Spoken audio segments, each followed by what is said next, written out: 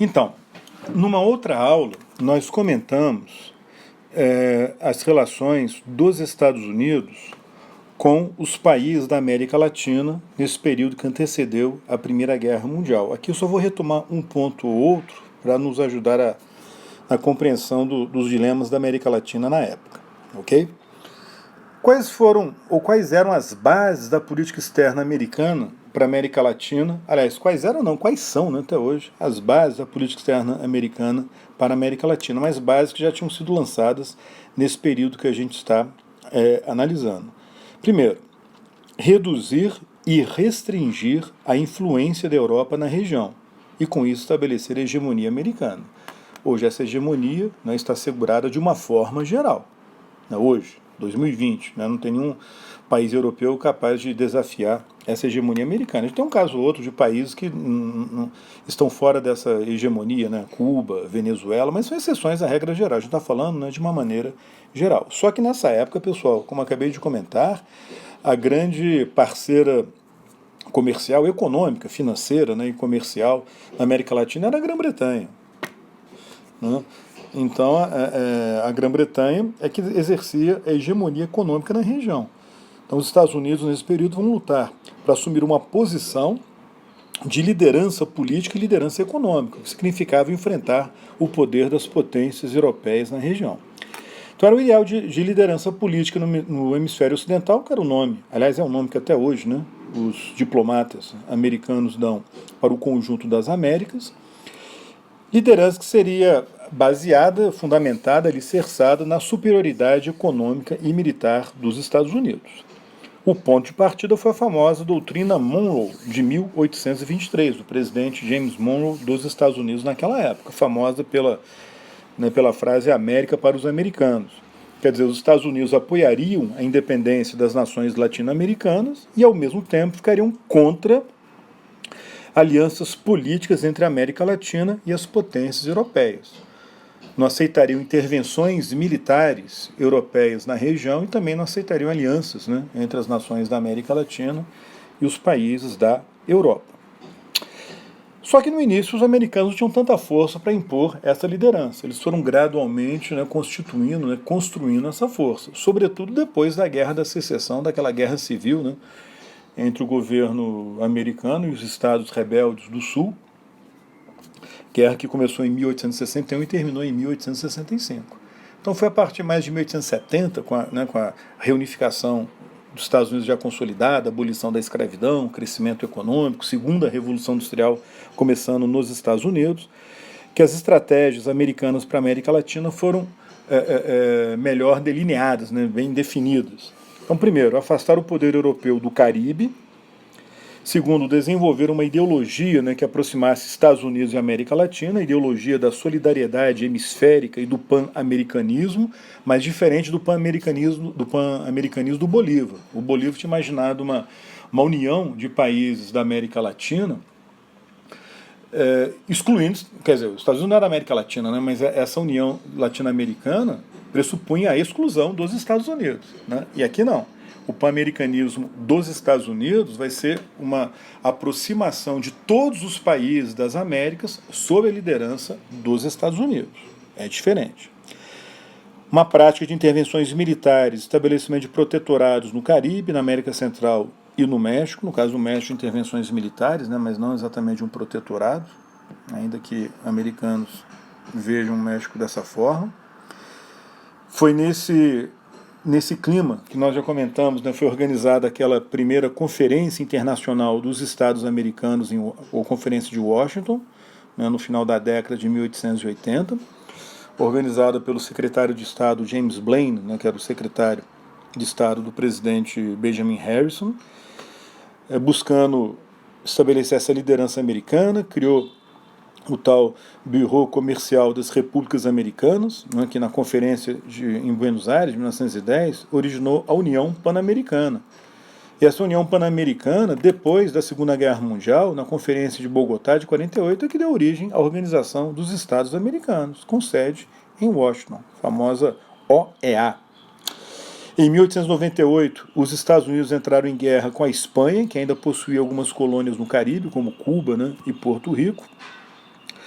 Os americanos venceram a Espanha facilmente, anexaram Porto Rico, Cuba ficou independente só formalmente. Na prática, como nós vimos, virou um protetorado dos Estados Unidos. E no início do século XX, o presidente Theodore Roosevelt adotou aquele corolário Roosevelt, né, da doutrina Monroe, baseado no Big Stick, né, na política de intervenção militar, ou de intervenções militares na região, no caso no Caribe e na América Central. Né? Então, reparem, os regimes liberais nascem na América Latina com grandes limitações e particularidades e, ao mesmo tempo, convivendo com uma grande potência capitalista, industrial e liberal democrática, que era os Estados Unidos, né, com um poder de intervenção muito grande na região. Ora, nós vimos que entre 1914 e 1945, o liberalismo entrou em crise na Europa, entrou em crise nos Estados Unidos, né, por causa da Primeira Guerra Mundial, que vai gerar uma série de mudanças políticas, né, entre elas a Revolução Russa, o estabelecimento da União Soviética, as ditaduras fascistas, veio a Grande Depressão. Então a gente vai ter a ascensão de regimes estatizantes, baseados no ideal do dirigismo econômico, quer dizer, o Estado interferindo na economia em nome da nação ou em nome dos trabalhadores, com ideologias antiliberais coletivistas, foi o caso do marxismo, do trabalhismo, do corporativismo, do nacionalismo radical, sendo que o corporativismo e o nacionalismo radical, em conjunto, vão formar uma das bases do pensamento fascista. Né? Então, essas ideias, essas práticas, esses regimes estão se espalhando pela Europa Ocidental. Os Estados Unidos vão preservar um regime democrático, mas vão fazer também uma intervenção estatal na economia. E é evidente que tudo isso vai se refletir na história da América Latina. Vai se refletir nos regimes liberais que já eram fracos, né, mal eram democráticos na América Latina na mesma época. Então essa é a crise do liberalismo na América Latina, que foi basicamente a crise do quê? De uma economia agroexportadora e dos regimes oligárquicos liberais. Foi nesse contexto, pessoal, que foram lançadas as raízes de um fenômeno muito marcante na América Latina, que é o populismo.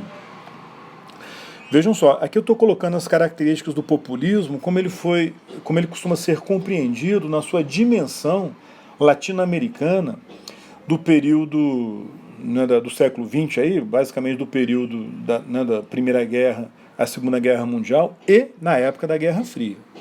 Ok? Hoje, os estudos sobre o populismo avançaram um bocado e as características, né, consideradas essenciais do populismo, que são trabalhadas hoje, não são necessariamente as características mais destacadas no populismo, como ele ficou conhecido na América Latina, digamos, entre 1914 não, entre 1920 e 1990, né, mais ou menos nessa época. O populismo, propriamente dito, ele vai emergindo mais a partir da década de 30, né, na América Latina, e ganha força depois da Segunda Guerra Mundial. Mas já dá para a gente perceber essa tendência ao estabelecimento de regimes populistas.